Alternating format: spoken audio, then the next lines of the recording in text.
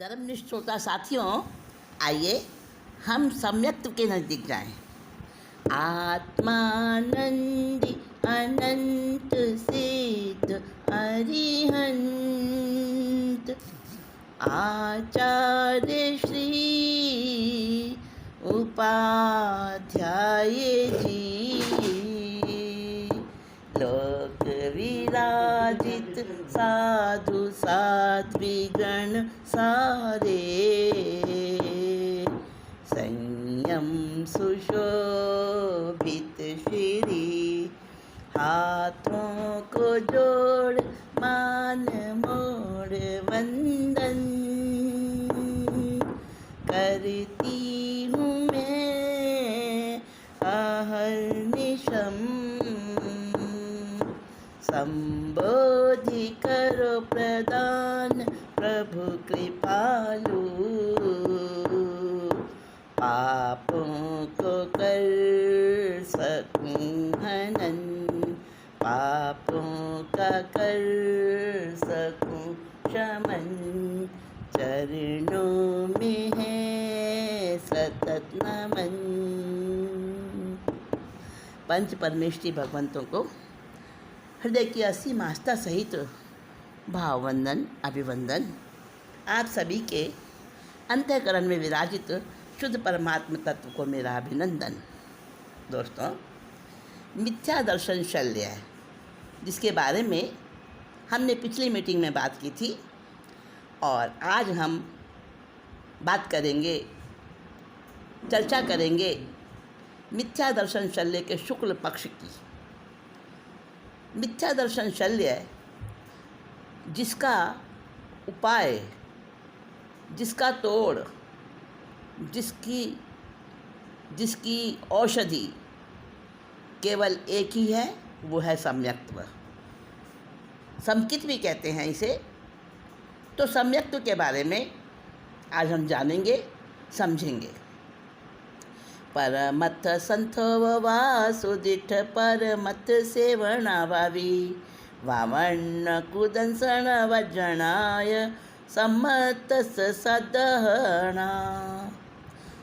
उत्तराधन सूत्र के 28वें अध्ययन में बताया है कि परमार्थ का परिचय करे और परमार्थ की ही संगति करे। परमार्थ को जानने वाले का परिचय करे, परमार्थ के जानने वाले की संगति करे, और जो परमार्थ में बहुत कुशल हैं उनकी सेवा करे, उनके साथ रहे, और जिन्होंने सम्यक्त्व का वमन कर दिया है, जो कुदर्शनी हैं, उनको वर्जन करे, उनसे दूर रहे। ये करने वाले का सम्यक्त्व वो मजबूत बनता है, शुद्ध बनता है, दृढ़ बनता है, और उसकी सम्यक्त्व की श्रद्धान बड़ी प्रबल होती है। सब व्रतों का मूल सम्यक्त्व है, प्रथम जरूरत इसकी, इसके बिना विफल सब करनी, अटक जाती है मुक्ति। दोस्तों, जितने भी व्रत हैं, जितने भी नियम प्रत्याख्यान हैं, सबका मूल सम्यक्त्व है। अगर हमारा सम्यक्त्व विशुद्ध है, निर्दोष है, तो सारे ही व्रत कारगर होते हैं, फलदायी होते हैं।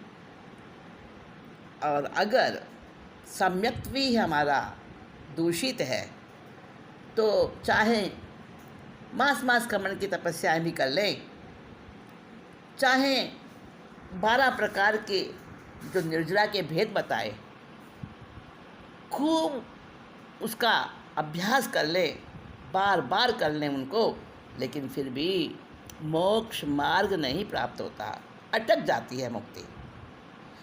मूल में सम्यक्त्व के प्रकार कितने बताए हैं? मूल में दो प्रकार हैं। संख्यात प्रकार के सम्यक्त्व भी होते हैं और असंख्यात प्रकार भी होते हैं सम्यक्त्व के। हाँ हाँ, आपने ठीक सुना। सम्यक्त्व के कितने प्रकार? संख्यात और असंख्यात भी प्रकार होते हैं। ये मूल दो भेद हैं। अब संख्यात के कितने भेद हैं? संख्यात और असंख्यात कहे हैं सम्यक्त्व के प्रकार। 7 5 3 2 हैं संख्यात, असंख्य भेद संसार। 7 भेदों का वर्णन मिले आगे बताएं जो, सभी सम्यक्त्वी जीवों की इनमें गणना हो। 7 भेद भी हैं सम्यक्त्व के, 5 भेद भी हैं, 3 भी हैं और 2 भी हैं। और असंख्यात सम्यक्त्व के तो असंख्यात भेद हैं। तो संख्यात के जो 7 5 3 और 2 भेद हैं वो कैसे हैं? एक एक की हम बात करते हैं। सम्यक्त्व के 7 भेद। 7 भेद कौन से? पहला जो है मिथ्यात्व है। मिथ्यात्व, उसमें भी यानी मिश्र मिथ्यात्व सम्यक्त्व का मतलब है मिश्र। हाँ, मिश्र सम्यक्त्व जो गड़बड़ी तो करता है, क्योंकि सही भी है गलत भी है। अब दोनों ऐसे मिले जुले रहते हैं कि ना सही का पता चलता ना गलत का पता चलता, दोनों एक समान रहते हैं। जैसे गुड़ और गोबर को कोई मिला दे तो बोलो क्या कहेंगे उसको? अब देखो, जब 3 भाग करता है अनंत काल का मिथ्यात्वी जीव, अनादिकालीन मिथ्यात्वी जीव, जब पहले गुणस्थान के अंतिम समय में मिथ्यात्व के 3 भाग करता है, विशुद्ध, अर्धशुद्ध और अशुद्ध। तो जो अशुद्ध है ना, जिसमें मिथ्यात्व का ज़्यादा अंश है, नैगम्य कहता है कि उसमें भी किंचित शुद्धि है। क्रिया प्रकृति वेश उसका वैसा ही रहता है जैसे सम्यक्त्वी का होता है, परंतु उसमें अंश मात्र असलीपना होता है, बाकी मिलावट होती है सारी। और सास्वादन सम्यक्त्व जो परिवाही के होता है, परिवाही जिसका काल है वो केवल 6 आवलिका का। सास्वादन सम्यक्त्व, जैसे किसी ने कुछ खाया और उसके बाद उसको वमन हो गया, तो जो कुछ खाया उसने, या मीठी खीर खाई या कुछ भी खाया है, तो हल्का हल्का उसके स्वाद का अनुभव रहता है। सास्वादन, थोड़ा सा आस्वादन वो होता है। 6 आवलिका, इतना छोटा समय होता है उसका, फिर मिथ्यात्वी हो जाता है। और मिश्र तो गड़बड़ी करता ही है, गुड़ और गोबर एक समान। 3 भेद हो गए। अब चौथा, ये 3 भेद सम्यक्त्व के जो श्रद्धा रखे अपूर्ण, सम्यक्त्व को आवृत करने वाली 7 प्रकृति संपूर्ण। अब 7 प्रकृतियां हैं, वो कौन कौन सी हैं? 7 प्रकृतियां जिनको सप्तक भी कहते हैं, ये हमारे सम्यक्त्व को आवृत्ति भी करती हैं, और अगर इनका क्षय हो जाए 7 प्रकृतियों का, तो क्षायिक सम्यक्त्व को प्राप्ति भी करा देती हैं। अगर इन 7 प्रकृतियों का उपशम हो जाए तो उपशम सम्यक्त्व कहते हैं उसको, उपशम सम्यक्त्व प्राप्त हो जाता है। तो 7 प्रकृतियां कौन सी हैं? 4 अनंत अनुबंधी क्रोध मान माया लोभ, और मिथ्यात्व मोहिनी, मिश्र मोहिनी और सम्यक्त मोहिनी, 3 प्रकृतियाँ ये मोहिनी की, कषाय मोहिनी की। तो हो गई ना 7। तो ये मिथ्यात्व मोहिनी है, ये तो बिल्कुल मिथ्यात्वी है, यानी बिल्कुल ही अशुद्ध वाला। और जो मिश्र मोहिनी है वो मिश्र सम्यक्त बन जाएगा। और तीसरा जो सम्यक्त मोहिनी है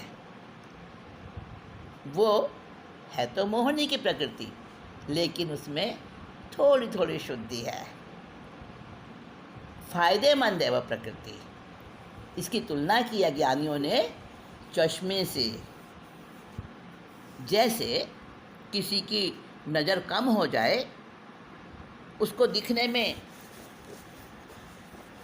कम ज़्यादा दिखे या गड़बड़ दिखाई दे, तो उसको चश्मा लगाया जाता है उसके नंबर के अनुसार, और चश्मे से उसकी विजन सही बन जाती है, वो ठीक प्रकार देखने लग जाता है। तो चश्मा है तो आवरण। आँख पर चश्मा लगा हो, हाँ मेरे भी लगा है, मैं भी आपसे बात कर रही हूँ और पढ़ रही हूँ ना, तो चश्मे की सहायता से ही पढ़ रही हूँ। मैं भी जो कुछ कार्य करती हूँ तो चश्मा सहायक बनता है। तो है तो आवरण। अगर आँख में खुजली आ रही है तो चश्मा लगा हुआ होगा तो पहले चश्मा हटाएंगे, फिर आँख में खुजली कर पाएंगे। आवरण है, परंतु ये आवरण ऐसा है जो हमारी कमी को ढकता है, हमारी उस दोष को हटाकर हमें समर्थ बनाता है अच्छे से दिखाई देने में। तो चश्मे से तुलना की है सम्यक्त मोहिनी की। ढकता चश्मा आँखों को मगर सहायक भी होता, इसी तरह सम्यक्त मोहिनी भ्रमित किया करता। इन 7 का उपशम होने पर उपशम सम्यक्त कहें, क्षय 3 का 1 का उपशम हो तो क्षयोपशम कहें। 3 का क्षय हो, 1 का उपशम हो, 2 का क्षय हो अथवा किसी 1 का क्षय हो, शेष का उपशम हो, तब भी क्षयोपशम सम्यक्त कहलाता है। यानी 7 में से कुछ प्रकृतियाँ क्षय हो जाएं और कुछ प्रकृतियों का उपशम हो जाए तो वो क्षयोपशम सम्यक्त कहलाता है। और 7 प्रकृतियाँ उपशम हो जाएं यानी दब जाएं तो वो उपशम संकित होती है, और 7 प्रकृतियाँ क्षय हो जाएं, नष्ट हो जाएं तो वो क्षयिक संकित होती है। ठीक है। 5 भेद कहने वाले मिथ्या मिश्रित को नहीं गिनते, 3 भेदों में क्षयोपशम उपशम क्षाहिक को ही शामिल करते। जब 5 भेद कहते हैं तो 5 भेद में से एक उपशम संकित हो गई, एक क्षयोपशम हो गई, और एक क्षायिक हो गई, और एक वेदक हो गई, और एक कौन सी हुई, मिश्र वाली हुई। तो ये हो गए 5 भेद। तो 3 भेद जब होते हैं तो उसमें क्षयोपशम, उपशम और क्षायिक। जब 2 भेद होते हैं तो निश्चय संकित और व्यवहार संकित। हाँ, एक अपेक्षा से 2 भेद भी होते हैं, निश्चय संकित और व्यवहार संकित। व्यवहार संकित के 67 बोल याद आ गया आपको? किए होंगे आपने। गुरु गुरनी के पास बैठ के व्यवहार संकित के 67 बोल का थोकड़ा जरूर सीखा होगा आपने, और नहीं सीखा ना तो सीख लेना, बहुत अच्छा थोकड़ा है। तो व्यवहार संकित के 67 लक्षण हैं, और निश्चय संकित जो है तो आत्मा का गुण ही है। व्यवहार सम्यक्त के सारे भेदों का अब करते वर्णन, ध्यान लगाकर सुनना भव्यों है ये सम्यक्त्व के दर्पण। व्यवहार संकित के 67 बोल, 67। आप जरा सुन लेना ध्यान से, बोल रही हूँ मैं 67 कौन कौन से हैं, सवैये के रूप में बोल रही हूँ, मज़ा आएगा सुनने में। 4 श्रद्धान लिंग, 3 विनय 10 कहें, 3 शुद्धि और दूषण लक्षण है 5 5। भूषण कहे 5 8 प्रभावना यत्न है 6, आगार है 6 सारे 55 लोवांच। स्थानक भावना 6 6 कुल हो गए 67, लक्षण सम्यक के मानो इन्हें स्वच्छ कांच। व्यवहार सम्यक के सब बोलों का आराधक जो, लोक में ना आए कभी उस पर कोई आँच, लोक में ना आए कभी उस पर कोई आँच। हाँ तो साथियों, इस सवैये में बताया कि 4 श्रद्धान, 3 लिंग, 10 विनय, 3 प्रकार की शुद्धि, 5 दूषण, 5 लक्षण, 5 भूषण और 8 प्रभावना, यत्न 6, आगार भी 6, ये सब मिलके 55 हो गए, और 6 स्थानक और 6 भावना, ये सब मिलके 67 हो गए। ये 67 बोल जो हैं ये सम्यक्त्वी के लक्षण हैं और इन्हें स्वच्छ कांच के समान, दर्पण के समान समझना चाहिए। व्यवहार समकित के इन सब बोलों का जो आराधक होता है उस पर संसार में रहते हुए कभी कोई आँच नहीं आती। सम्यक्त प्राप्त होता जब शुक्ल पक्षी बन के, मिथ्यात्व दल खपाता परिणाम धारा चढ़ के। आस्था से अनुकंपा की सीढ़ी पे रखे पैर, निर्वेद और संवेग आए विषमता के बगैर। इन 5 भूषणों को पहन हटा लेता जब दूषण, तब सम्यक्त्वी के सभी उसे प्राप्त होते हैं लक्षण। उस वक्त होती भावना सब कर्म नाश की, है प्रवेश द्वार मानते मुक्ति का इसको ज्ञानी।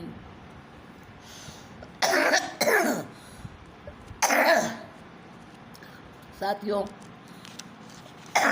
जब शुक्ल पक्षी बनता है पहले, फिर सम्यक्त्व आता है, और जब तक मिथ्या दृष्टि नहीं हटती है तब तक संसार के भव भ्रमण से पीछा नहीं छूटता। और जैन धर्म सच्चा है जब ये श्रद्धा जगती है सुगुरु सुदेव सुधर्म पर।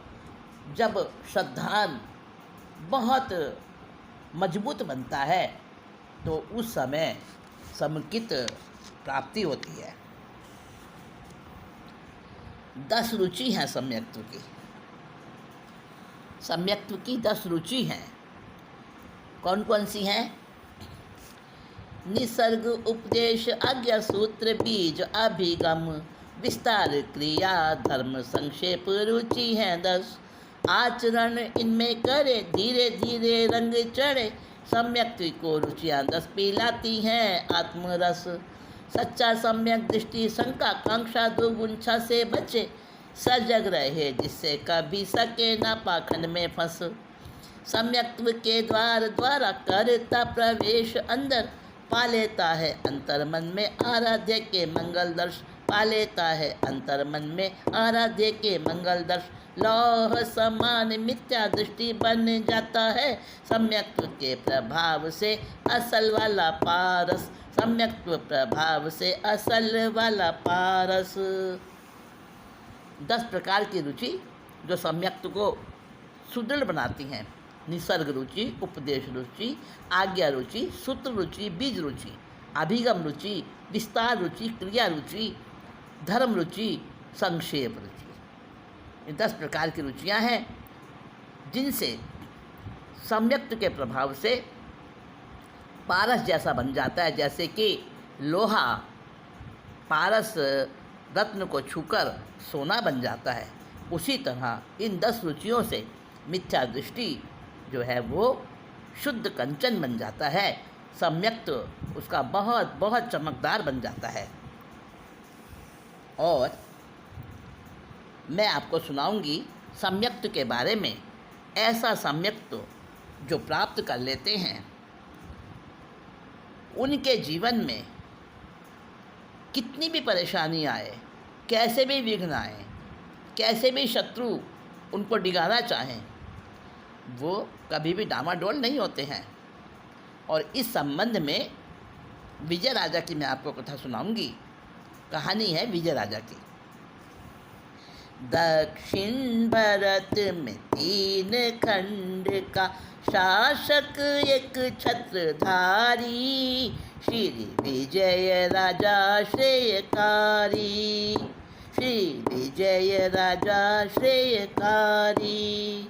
3 रानियाँ 3 पुत्र थे, महके केसर क्यारी, श्री विजय राजा श्रेयकारी। सौधर्मेंद्र विदेह में जाकर तीर्थंकर प्रभु से पूछे, भंते शुद्ध सम्यक्त्व का धारी, क्या कोई धरा पे बचा है। तीर्थंकर नहीं भरत में अब तो छाई होगी अंधियारी, श्री विजय राजा श्रेयकारी, महके केसर क्यारी। दोस्तों, दक्षिण भारत में एक 3 खंड का राजा था। 3 खंड समझ गए आपको? आप समझे 3 खंड का राजा कौन होता है? वासुदेव होता है 3 खंड का शासक। और 6 खंड का शासक कौन होता है? चक्रवर्ती। आपको तो मालूम है। हाँ, तो 3 खंड का शासक एक छत्रधारी जिसकी आज्ञा चलती थी 3 खंडों पर, कौन था? वो विजय राजा था। वो विजय राजा, उसके बारे में परिचय देते हैं कि उसके 3 रानियाँ थी और 3 ही बेटे थे और बड़ा धर्मनिष्ठ था वो।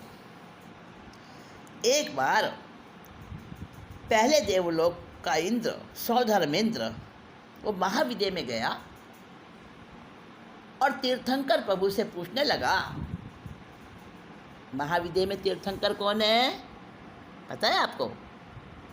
अरे विहरमान प्रभु।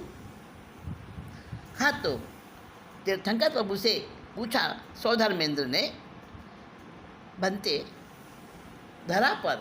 धरती पर इस मृत्युलोक में, इस तिरछे लोक में अभी तीर्थंकर तो है नहीं भरत क्षेत्र में, तो क्या शुद्ध समकित को अपनाने वाला, शुद्ध समकित को अपने जीवन में धारण करने वाला क्या कोई है धरा पर? क्योंकि जब तीर्थंकर नहीं है तो सचमुच में सब शुद्ध समकित भी नहीं बची होगी।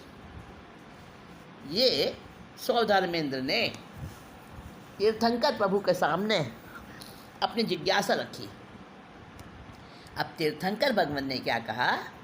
प्रभु कहे विजयपुर का राजा, शावक है प्रिय धर्मी, निर्मल है सम्यक्त्व की दृढ़ता, उसकी उच्च परिणामी, देव दानव नहीं कोई दिखा सके, ऐसा वो गुणधारी, श्री विजय राजा श्रेयकारी, महके केसर क्यारी। एक मिथ्या त्रिदेव के भीतर शंका मारे उछाले, इतनी प्रशंसा के लायक नहीं औदारिक तन वाले, डावाडोल करूं समकित से करके अभी तैयारी, श्री विजय राजा श्रेयकारी। हाँ, तो साथियों, बात यूँ बनी कि सौधर्मेंद्र ने जब विहरमान प्रभु से, तीर्थंकर प्रभु से अपनी जिज्ञासा रखी, तो सर्वज्ञ प्रभु ने सौधर्मेंद्र की उस जिज्ञासा का समाधान इस प्रकार से दिया। देखो आयुष्मान सौधर्मेंद्र, तुम्हारी चिंता स्वाभाविक है क्योंकि तुम सम्यक्त्वी हो। और मैं तुम्हें बता दूं कि धरती के ऊपर तिरछे लोक में अभी भी दृढ़ सम्यक्त्व के धारण करने वाला एक ऐसा श्रावक है, प्रिय धर्मा, दृढ़ धर्मा। कौन है प्रभु वो, बताओ? तो कहा, अरे वो ऐसा सम्यक्त्वी है, उसका बहुत निर्मल सम्यक्त्व है और उसकी दृढ़ता कैसी है, बहुत उच्च परिणाम वाली है। और मैं दावे से कहता हूँ देव दानव कोई भी उसको नहीं डिगा सके, ऐसी समकित है उसकी। अब ये बात चल रही थी और उस समय स्वधर्मेंद्र को तो बड़ा हर्ष हुआ, बहुत खुश हो गया सुनकर, क्योंकि सम्यक्त्वी था। जो सम्यक्त्वी होता है ना, वो किसी के गुणों को सुनकर देखकर सचमुच में प्रमोद भाव से भर जाता है, हर्षित हो जाता है। तो उसने स्वधर्मेंद्र ने वहाँ से सुनकर और कई जगह जाकर इस बात को कहा, अरे नहीं, ऐसा मत समझना कि तिरछे लोग से समकित खत्म हो गई, तीर्थंकर प्रभु नहीं रहे तो। अरे वहाँ तीर्थंकर प्रभु, उनका शासन चलता है और उनके शासन के साधु साध्वी अभी भी विचरते हैं। तो वहाँ शुद्ध समकित का धारक एक दृढ़ धर्मा, प्रिय धर्मा श्रावक है, विजय राजा, जो कि विजयपुरी का शासक है। और स्वधर्मेंद्र, पहले देवलोक का इंद्र, जगह जगह प्रशंसा करता, खुश हो के गुणगान करता। लेकिन एक मिथ्या दृष्टि देव था, उसको तो ये बात बड़ी खराब लगी। कहने लगा, अरे हाड़ मास का पुतला ऐसी प्रशंसा के लायक हो ही नहीं सकता, मैं तो उसको डामाडोल कर दूंगा, उसकी क्या ताकत है, अभी तैयारी करता हूँ। चल दिया देव। कहाँ? समकित से डिगाने के लिए। विजय राजा को डिगा देगा क्या? सुनेंगे, आगे सुनेंगे। अगली मीटिंग में मैं आपसे फिर से मिलती हूँ और तब इस किस्से को आगे बढ़ाते हैं, इस कथानक को हम सुनेंगे। तब तक के लिए आपको इंतज़ार करना होगा, प्रतीक्षा करनी होगी संबोधि श्री को। अभी तो आज्ञा दीजिए, मैं चलती हूँ और नेक्स्ट मीटिंग में बहुत जल्दी आपके साथ में फिर से जुड़ूंगी। तब तक के लिए नमस्कार।